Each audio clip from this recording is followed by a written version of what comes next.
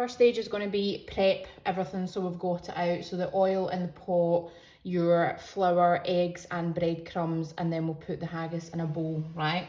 So first of all, get a little bowl here. I'm going to crack both eggs in and I'll whisk them up like that. We're then going to put flour. So this is first stage, so I'm just using a small plate, although we are going to dip back in. So put a little bit, leave it out, you might need to top up.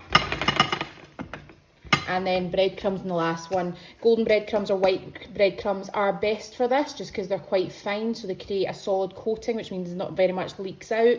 If you only get panko, that's fine, but this is where the double coat in a panko or a blend of both is definitely worthwhile.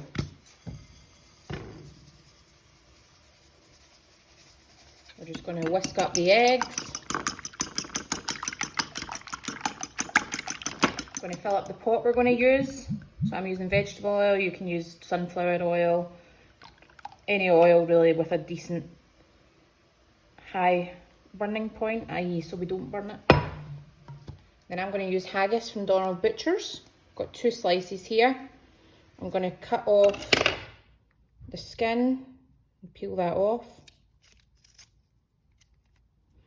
Put that in a bowl and just break it up with your hands, because we're going to microwave it so it's soft, to allow us to put it in the mushrooms, like that. And then your mushrooms, so I've got these in Asda before, also in Morrison's. It is the baby portobello, so I found these are like the ideal size, and you know, they have that little section area that you can effectively put haggis into. So just take out any of the stalks that's kind of limiting that, like that. Ideal, and just do that with all your mushrooms.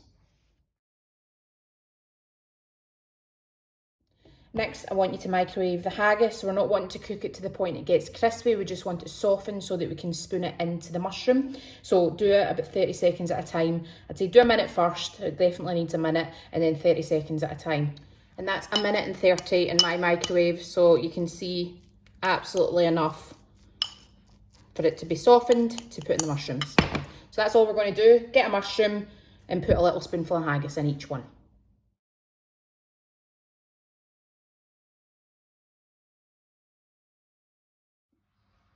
Check that out. No haggis, every mushroom filled. Banging. Right, so that. Now we're doing the coating. So it is flour, egg, breadcrumbs, flour, egg, breadcrumbs. I do 2 coats specifically along the top, just to make sure that that haggis is kept in. So I'm going to get another plate and we're going to put the breadcrumb mushrooms onto another plate once they're coated. So we're going to do flour, egg, breadcrumbs on a plate, double coated.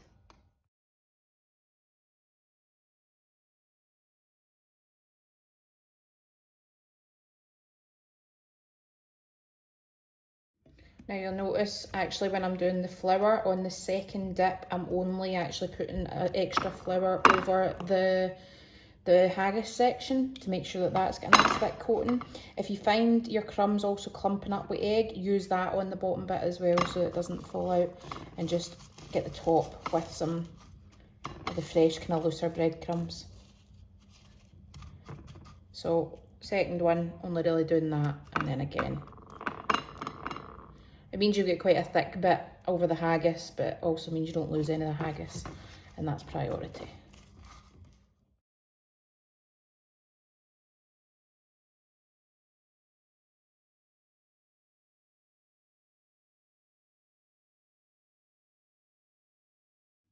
So once your oil is nice and hot, but not smoking hot, we don't want it too hot, we're going to add the mushrooms in and cook them until golden and they kind of rise, giving them a wee flip over about halfway through as well.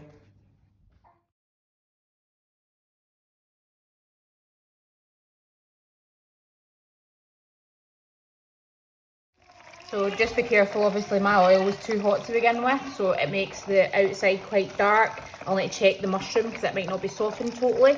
So turned it down a little bit, well I actually took it off the heat a little bit, and I'm probably going to fry them for about 4 to 5 minutes. So out of possible 9, I was about a 6 to 7 on the hob. And as I've said in the caption, the description box, I've not done the video method for the dip, but I've included one for a nice garlic aioli. So just combine all the ingredients together and serve them with your mushrooms. Ready to serve?